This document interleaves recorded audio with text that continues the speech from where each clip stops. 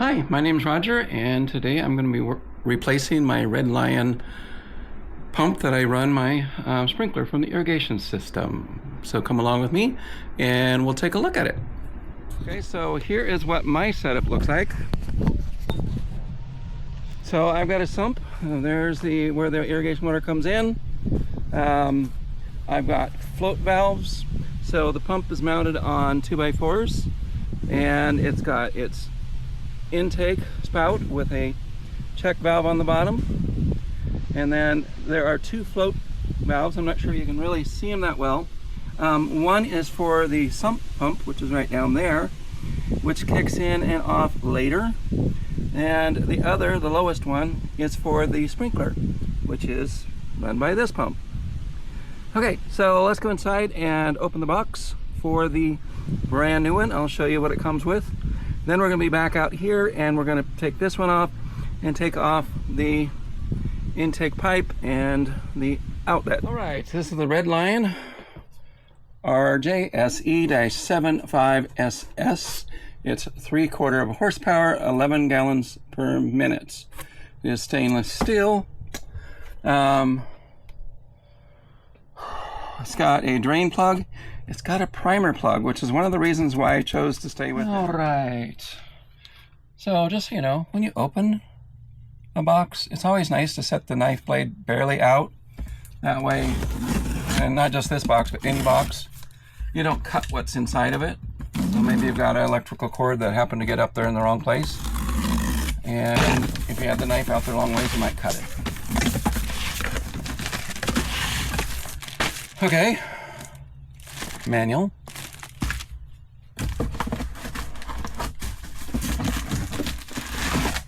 Ooh, I like that packing. Might use it for something else. Okay.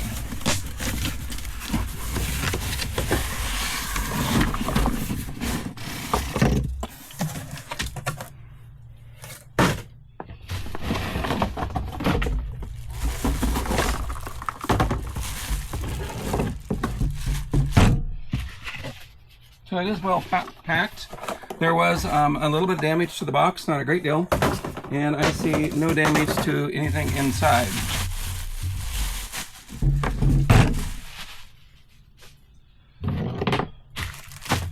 Has an adapter, so you can actually just hook your hose straight to it from the top. I'm not going to do that because I have the other valve on it, and it gives me the ability to shut it off without turning the pump off or losing the prime.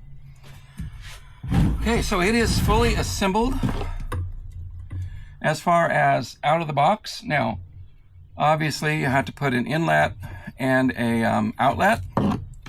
So what I'm going to do is go out and take that out of the sump and come back in here, and we will reassemble it in here. All right, first thing, let's find its cord.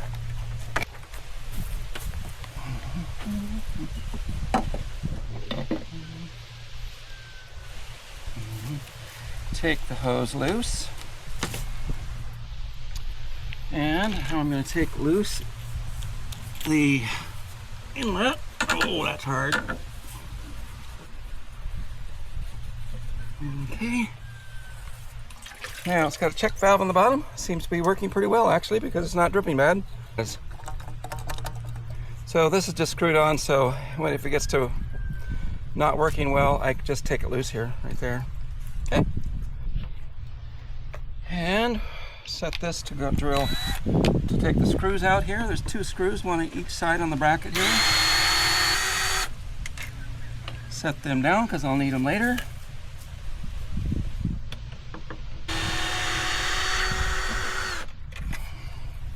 Gonna leave my cordless here because we're gonna need it. Now, the only replacement part you can get for this model are these two plugs. One there, one there. Everything else is, sadly,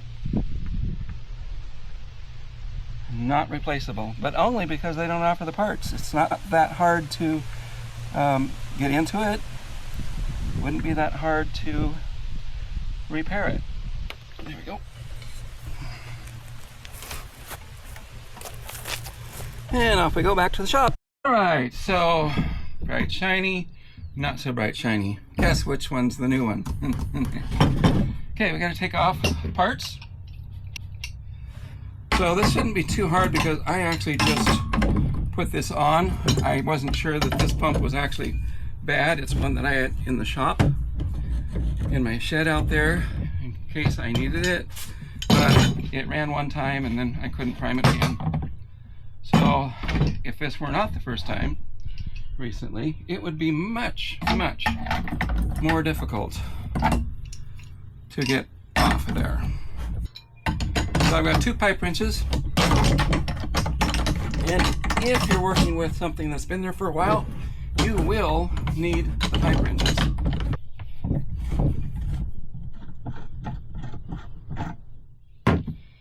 Okay. Okay. So you can use the tape, which was on there, which I used last time, but I'm just going to use pipe dope.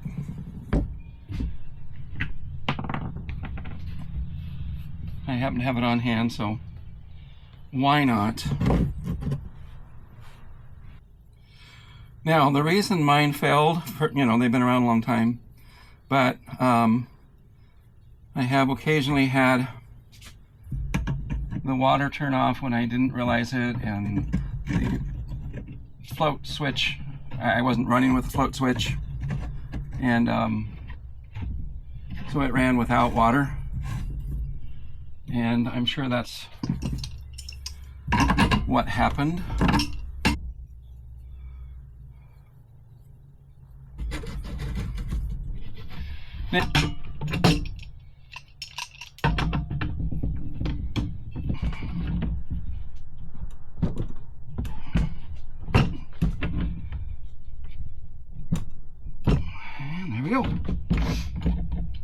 Okay, that's all it takes to do the switchover.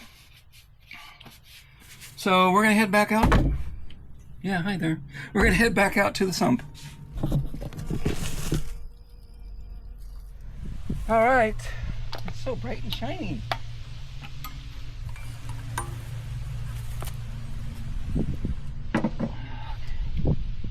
Uh-oh. This one does not have holes to attach it to the wood. Wonder if I drilled those holes myself. I'm gonna have to go get a bit. So what I'm gonna do is drill a hole through here so that I can attach it to this board. Otherwise, it's gonna vibrate loose. So I'll be right back. I am back. Brought a punch, a hammer, and a drill bit. Okay.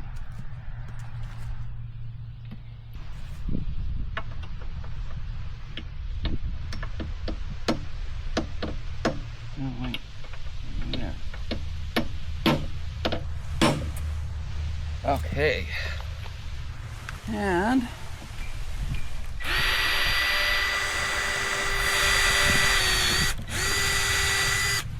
now, if you decide you didn't want to drill that hole, you have the option of getting a U-shaped clamp and just clamping it down. I just find this simple, and it is now well attached. Okay, once again, if I need to replace my check valve here at the bottom, I can just unscrew that, put the new one on. Away it goes.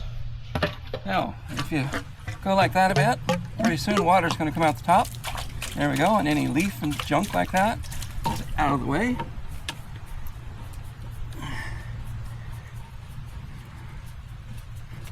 Now, when you attach this, it has to be tight enough it doesn't leak, but you don't want to do it so tight that you can't get it loose next time without a pipe wrench.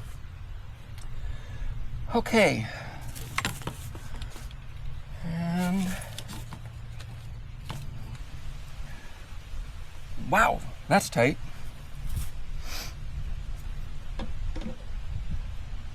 we go. Yeah, that's tight. Good.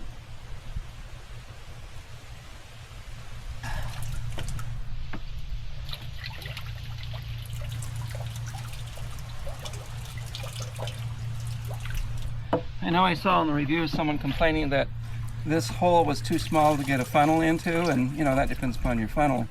But as you can see, I don't use a funnel. I just pour the water around it. The excess water is just going down, back down into the sump anyway. So who cares?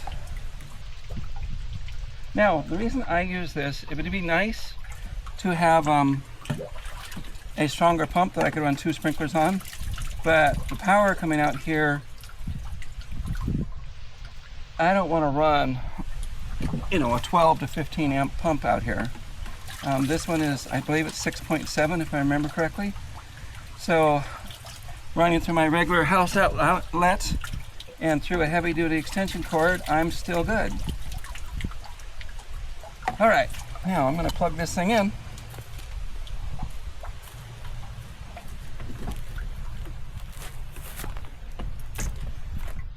So we're going to plug it into its float valve. Ta-da-da.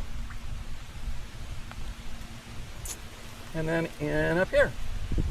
Now, more water.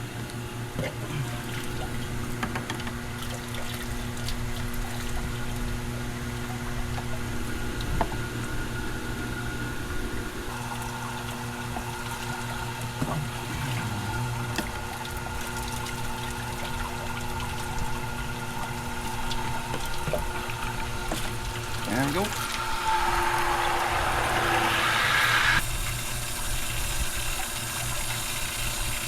Yay, that went. All right, so I got it all installed. It's up and running. It is now watering the garden. I hope that gives you some idea of what this pump will do. I did choose it because I've had really good luck with it over the years, and the lower price for the Superior pump was outweighed by the fact that it did not have a plug that you can prime it with. You have to actually pour water in the top. But when you pour water in the top, then you have to attach a hose with the pump running full speed. Or you could turn it off and hope it doesn't lose prime while you attach the hose. Anyway, so that's why I chose it. Just experience, and I like that primer plug. I hope that helps you. Oh, it was, I've seen it as low as $202.95 online. Shipping was free on that. I bought it locally, and it was $212, but me being a senior, senior, gotta have some discount, right? I got a 10% discount, so it's basically $192. Okay, talk to you the next time I do something that I think you might be interested in. Have a great day.